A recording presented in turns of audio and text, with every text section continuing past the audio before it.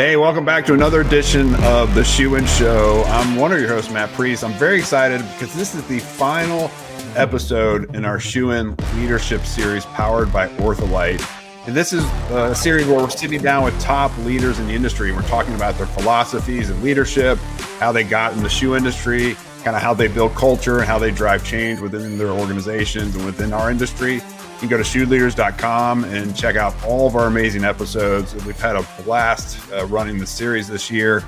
Before we get started, I want to thank Ortholite because they've been a proud sponsor of this series. We came up with this idea earlier this year, and they've been wonderful to work with. Ortholite is a trusted partner to over 550 leading footwear brands, and they continue to elevate comfort and performance across the industry. So again, we want to thank them. Now, Sandi, as we close out this series, we wanted to bring in someone who is a leader in their own right, but also is a fresh new leader to the industry who has a long runway to be even that more impactful for us going forward. So who is on Shoe and Show this week? Oh, I'm really excited about this one because she is one of my favorite people in the industry. She is the future of our industry and really just a force. Our guest today is Natalie White, the founder of Moolah Kicks. Welcome, Natalie. We're really thrilled to have you today. Thank you for having me. I'm excited to be here. We start out by asking our guests a little bit about their shoe story. How did you enter the footwear market? What's your journey like? Tell us a little bit about your launch into our market. So for those who don't know, I'm the founder of Moolah Kicks, and we are the brand building performance footwear by and for female basketball players. And I got my start in the shoe industry when I was a senior at Boston College and came across an ad that had 4 of the top WNBA players holding out and promoting sneakers named after someone else. And I'm sure to you guys and all of those listeners of this podcast, you all probably know much better than I did at the time that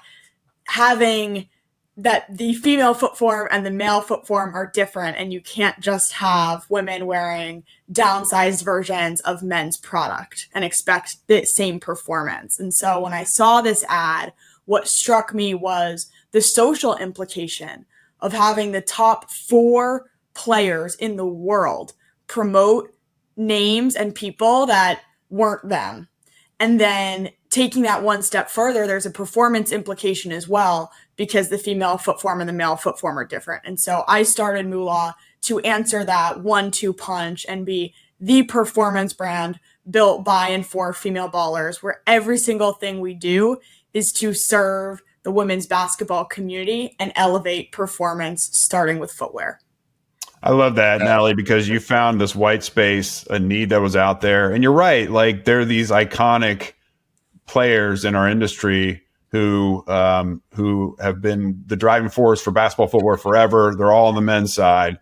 And this has been a kind of a critique of men's basketball shoes and women's basketball shoes forever. And so you saw that white space and you stepped in and you met that need. But it seems like the industry, like, your timing couldn't be more impeccable, because the WNBA, women's basketball in particular, I have 3 daughters. My youngest daughter plays basketball. It's just off the charts. The interest is through the roof. And I saw you post on LinkedIn, your sales this year are up 700%. Talk to us just about how crazy life has been and how you've been able to kind of keep this momentum and really take advantage of really a historic time for women's basketball. Timing is everything, Matt, right? I mean, to start something, you have to have an amazing product, an amazing story. You have to be incredibly lucky. And we're very grateful to be the third, because timing is something that you just, you have to pray for. And so when Moolah was founded, the national championship game for women's college had between 3 and 4 million viewers. That's when Moolah was started. And that same game last year peaked 27 million. Wow. In 5 years. And so to think about what you just said, the growth in viewership and awareness and attention that women's basketball is getting, I mean, it's unbelievable just to see the clip at which the sport has grown. And so to be able to serve the community that is growing every single year is we just feel lucky to be able to do more of what we love. That's awesome. I mean, the buzz around your brand and the buzz around the sport is amazing right now. And I know you've had a couple of really tremendous wins. Do you have one in particular that you're like, this really put us on the map? I know you've shared a couple of stories, but I'd love to hear one more time and let some of our listeners in on it too. Of course. Well, recently we were featured in a New York Times article for a little bit of a debacle that has been going on between the WNBA, our player Courtney Williams, and showing our logos. And so what Matt commented on, the 700% increase in sales, came on the heels of all of this attention that we've been getting when this has been brought to light. So essentially what the article covers is that we have been on the WNBA floor sponsoring Courtney Williams. She's an all-star point guard for the Minnesota Lynx, and we've been sponsoring her since 2023. This past year, in 2025, she started receiving fines from the W for wearing Moolah. We were never alerted of the fines. It was given straight to her, so we covered them on her behalf. And the issue has kind of escalated because we are not an approved partner of the league. We are an approved sponsor of Courtney, but you need to have a partnership with both the league and the player. And the number that they want for a league partnership is quite prohibitive to the Moolah business. And it's decided on a one-to-one basis because that's just how it's written in the old WNBA, the formation documents. It's every brand gets an individualized deal. So we are working actively with the W to try to find a resolution. But I have to say, it's just been amazing. I mean, I think we've had comments and an outpour of responses. Moolah, you guys sponsored my team in 2021 when we had nothing. You came to the Boys and Girls Club and gave shoes and shirts, and all of these people coming out in support of us. And I think Moolah, we are a community brand to elevate women's basketball, and we've been working 100 hours a week with a tight team to do what we believe in. And at times, you wonder when you're a small fish in a big pond, like, is anyone out there? Is anyone listening? And so when this article hit, the response and wave of momentum that we got of people coming out and thanking us and saying exactly what you said, Matt, this is the real deal. They've been here since before we were big. I think that is what means the world, and that's kind of what's given us this momentum. And beside that, the product, we've gotten so much better every single season. So our performance product is the best it's ever been. I feel like that's a GoFundMe. There's something in there where you're going to raise some money big time to become a partner of the WNBA. That you have such viral momentum and excitement. You have so many loyal fans and so many local, groups and clubs and everything that I'm confident that you're going to raise that money and become a partner. So I'm excited to see that. But I do have a quick question about what you shared before about the product and not just, I think they say shrink it and pink it or something like that when they're talking about making athletic shoes to fit women. Tell us a little bit about your product development, your technology, your innovation. Of course, the inside of all of our sneakers is formed specifically for the female foot form. That's something this audience, is going to be comfortable with. But essentially, we have a last that combines the female foot form with a basketball shape. And so what it delivers to our customers is a benefit of having no break-in. The shoes are ready right out of the box. And that's a comfort and experience that girls haven't had before. And we also have so many reports of girls saying, my knees don't hurt after I play. This fixed my shin splints and my back doesn't. We get incredible feedback just saying how much wearing the proper fitting equipment has improved their game. And ultimately, that's what this is all about. I will say the fines, going back to the fines question, as you were telling me that story, that happened to someone else. And it happened to Michael Jordan when he debuted Jordans in the mid-'80s when it came to the NBA. They were fining him for wearing these shoes that were out of step with league policy. So you're in really good company right now, and I think you'll be I think you'll be successful. But I want to talk to you. But you said something about that 100-hour work week you're doing, right? And you have a small team, and Sandi just talked about the innovation you guys are cultivating. You're developing your leadership skills on the fly, and a lot of us do. As we've been in the industry, we start to think through, okay, this works, this doesn't work. I try to motivate my team this way, and it went over like a lead balloon. Or I spoke to this person this way, and it really, really encouraged them. Talk to how are you doing those things and developing leadership skills, particularly as you drink from a fire hose. It just feels like, it sounds like, and looks like from an outsider that things are rocking and rolling, while at the same time that can bring its own stress. So talk to us about how you're navigating all the chaos in a positive way. I'd say everything one step at a time. And I've made so many mistakes. Oh my God. It's crazy to think in 5 years the number of mistakes and learning points that I've been able to make. But I think in terms of running a startup is all I can speak about, because that's all I know. And you're managing, and on your team have folks of all different levels. I have people that are 20 years older than I am with far more experience. And I have people just out of college and a high school intern who wants experience. Like, we have people all over the map with different levels of experience and different communication styles. So I think the key that what's worked at Moolah, what's worked for me, certainly wouldn't work for everyone. But I think it's just about finding sense of style and who you are and expressing that, because I'm very intense and I'm also very caring. So I think the two can be true. It's like we all care so much about this mission and what we're building. And so being honest and upfront with your team, I think, is most important. And that goes across all skill levels. Everyone appreciates honesty and straightforwardness. When you're running a startup, you really don't have time to be anything but that. But I would say it just takes making mistakes and understanding, hey, this is what works, this is what doesn't. And then also balancing that with, this is what feels natural to me. Because I think ultimately the more I've found is like, you can't fake it. If it's not a fit and you have to do something differently outside of yourself, that's going to end up being very, very tiring. And you're an asset to the company as well. So that's what I would say, is just take a deep breath and try to express yourself as honestly and as true to you as you can. And the intentions are always good. And it's easy when you're building something that you believe is so impactful, because it's about a greater mission. It's not about what I, Natalie, want. It's we need to deliver on what the company needs by the end of this week.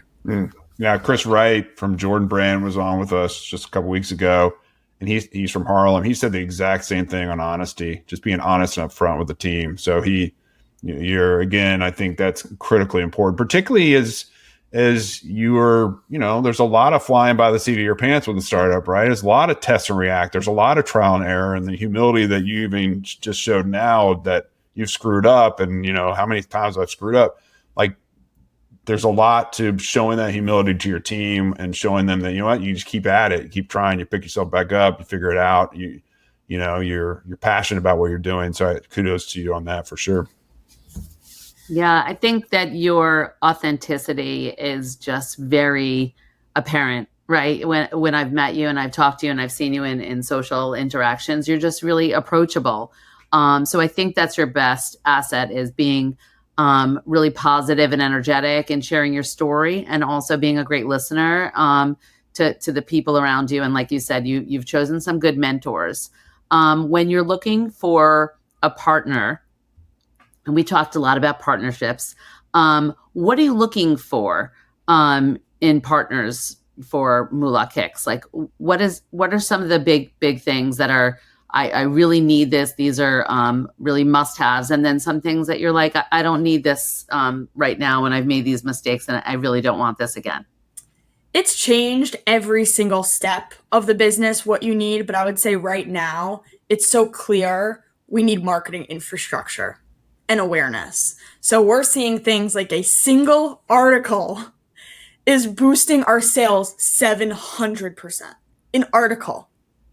Yeah. This is not a marketing campaign. Imagine what would happen if we had real meat to approach the market and tell people who we really are. Because we're getting that much pickup from organic press.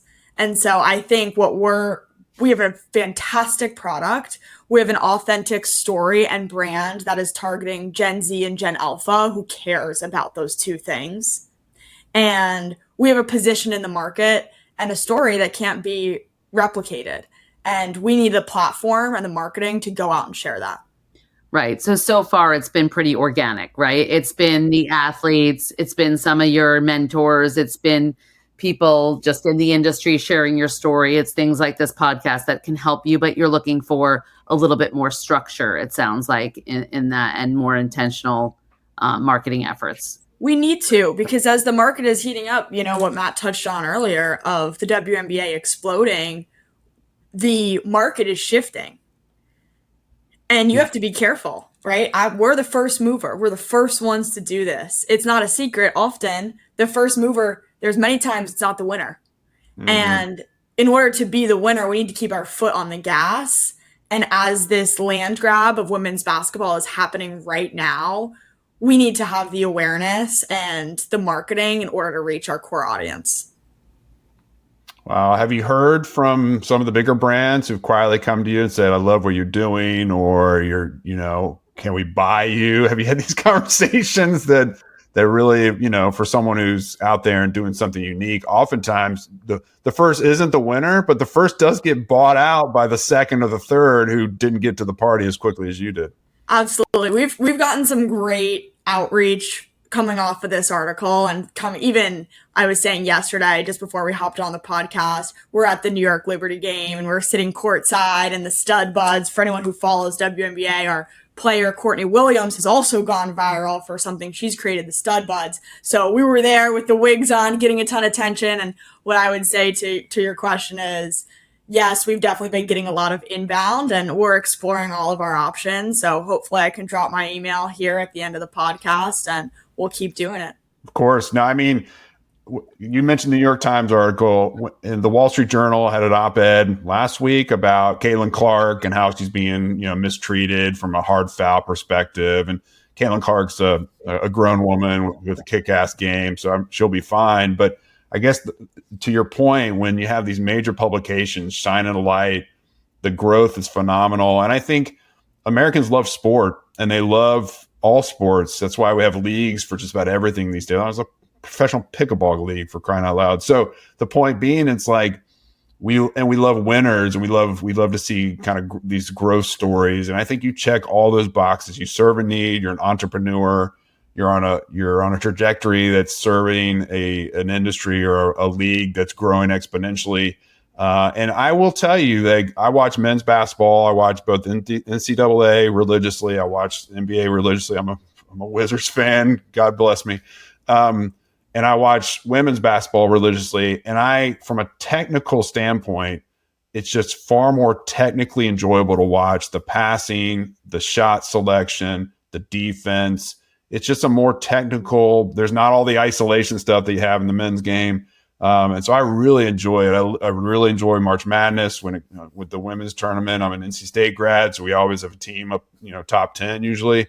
So for me, there's just this thing happening, and the American people are responding accordingly, and you're serving that need. I have no idea if there's even a question in this. I'm just waxing poetically about women's basketball. But I guess my question is, what's next for you? You're on this crest of this wave right now. And how are you kind of strategically planning a year or two out when you're running and chewing gum and bouncing a basketball and holding a baby all at the same time? You're just doing so many different things. I mean, I think you just answered it, Matt, right? I mean, 2 years out, we have a loose plan. A year out, it's a little bit more solid. But the beauty of a startup is you need to be ready to answer today. Yeah. And that's what we can do different than every other brand. We almost can't. We're set up like a speedboat. We're not a cruise ship. So we thrive in being able to switch what we're doing next week.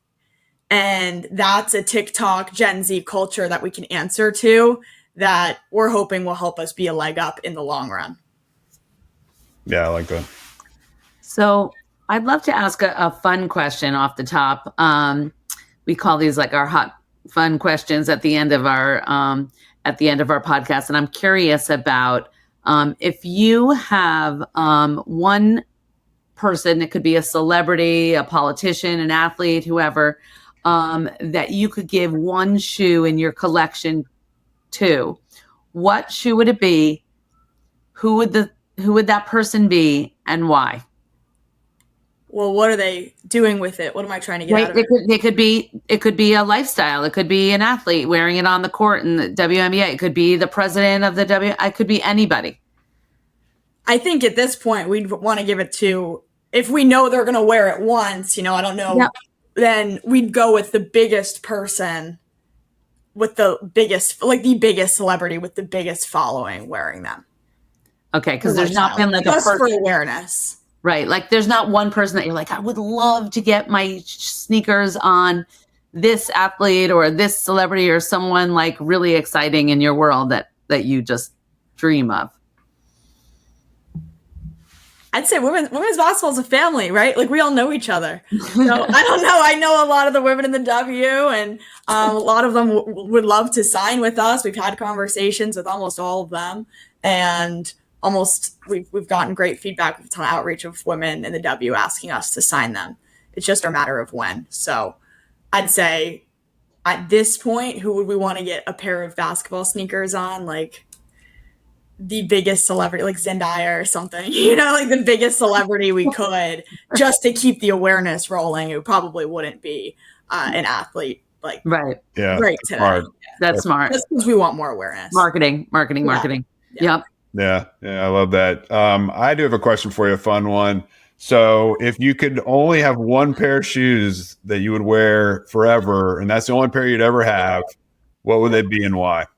I'm going with our marquee model, the NeoVolt Pro, of course. Of course, you have to, right? You're a company. You have to. It's an every player shoe. What are you going to do? I'm 5'4". I'm hoping to grow a couple more inches. He said I'm done. So this way I'm a point guard now, but who knows? But yeah, I'd go with the NeoVolt Pro. It's just good for everything. I wear them all the time, but it's great on the court. I also go for runs in them too. So wow. I think that's our all around performer shoe. That's the thing about basketball shoes that have evolved over the years. That when I was a kid and I grew up in the 80s and 90s, all basketball shoes were high tops. That's what people wore. They're all big, clunky leather. I mean, like if you look at the Air Jordan 1, those are leather, high top, hot shoes. There's so many low top shoes now in basketball. It's just kind of that barrier has been broken for whatever. I don't know if it was the KDs or something on the Nike side, but it just seems like, so now you can run in basketball shoes and play in basketball shoes. It's just a totally different dynamic and technology. Very well built. Yeah. Which is what you're doing every day, right? Absolutely. Well, tell us how people can reach you. I know you said you wanted to share some of your details and your contact information. Give us. Sure. I don't usually on a podcast, but because it's the FDRA podcast, I feel like it's appropriate. So my email is newhite@moolahkicks.com if anyone wants to reach out.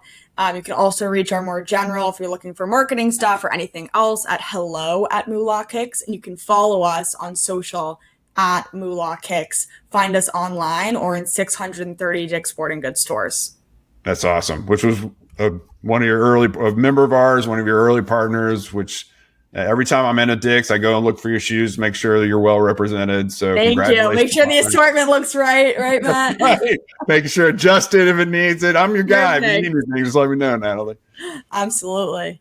That's awesome. Well, thank you for coming on and sharing your insights as a new and fresh leader in the industry. We know that you're drinking from a fire hose right now. We're grateful for your time and your willingness to kind of chop it up with me and Sandi. So thanks for coming on.